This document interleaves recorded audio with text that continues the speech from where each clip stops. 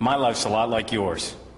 Long days, short weekends, no vacations, too many cell phones and email messages. It's nuts. It's hectic. But it's who we are and it's what we do, and it's important. When I come to Malvern, though, I try not to answer the question, what's important? I try to answer the question, what's really important? Address issues like balance in my life, faith, family, professional obligations, personal goals and dreams. We all have them, and that's part of who we are and what we do also. Malvern helps me answer those questions, and it might help you. Watch, listen. It could be a place for you.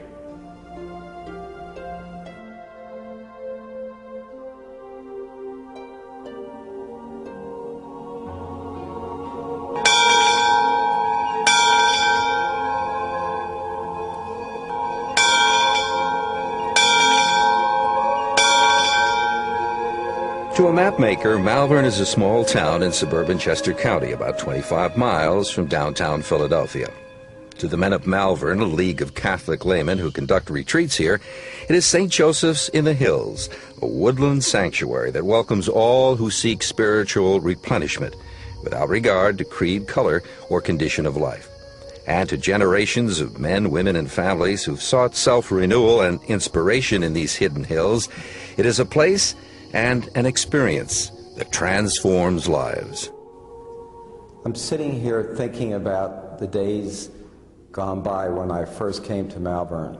I happened to be sitting in a beautiful oratory, but I'm reflecting back on 10 years ago when a fellow from our Bible study class at St. Alphonsus in Maple Glen, he asked me to come to Malvern, having told me some wonderful things about Malvern and what it has meant to him. I declined his offer, figuring this isn't for me, not my cup of tea. So I figured that was the end of it. But lo and behold, next year, around the same time, Frank comes back at me again, telling me more nice things about Malvern and how I really owe it to myself to come out. I reluctantly said yes to him. And I think if there were to be a story about my time at Malvern, I would be entitled The Reluctant Retreatant. A retreat, which in so many ways differs for each individual, actually begins with one remarkably common perception, a feeling of crossing over, of leaving the world behind.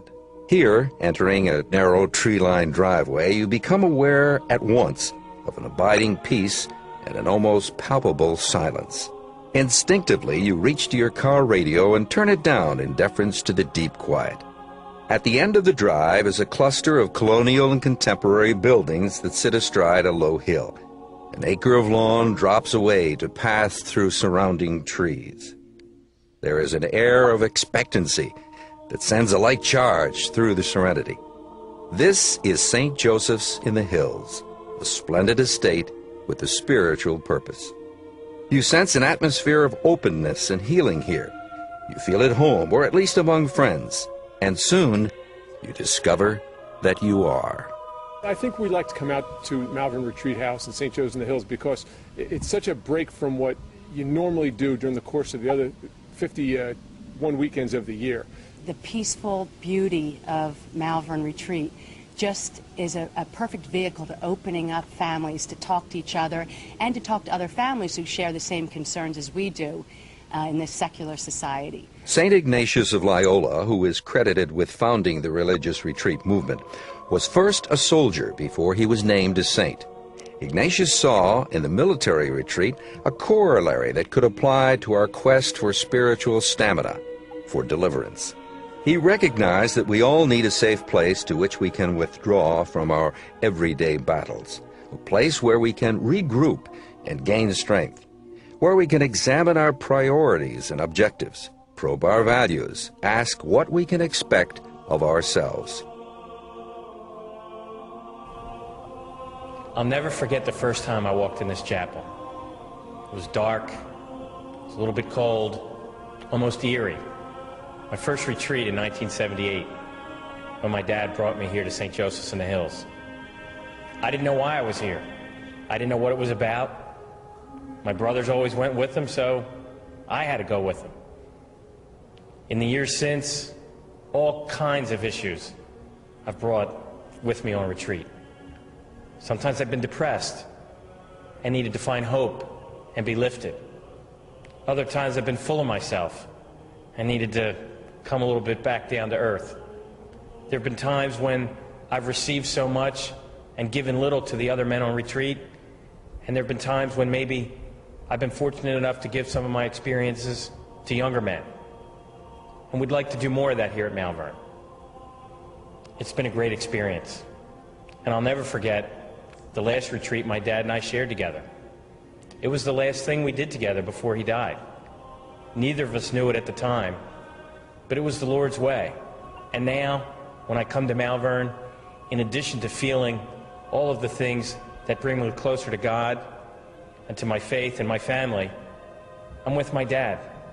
And what could be better than that?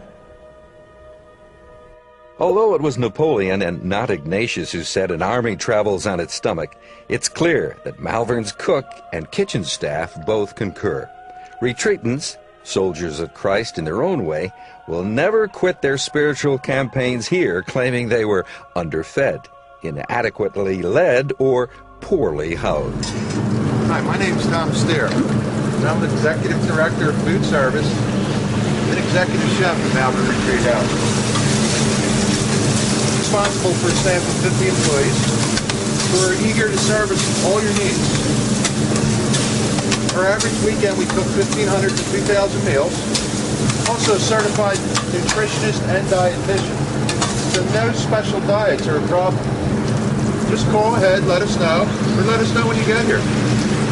Our goal is to provide our guests with freshly prepared, home-cooked meals in a relaxed and elegant environment.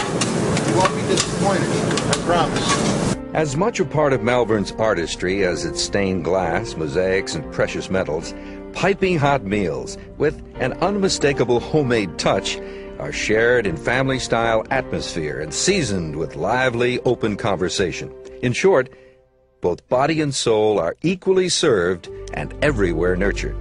This is intentional. Absent the distractions that preoccupy our daily lives, 24/7 media access, rush hour commutes, kids on the run, and meals on the fly, we can center down and turn in.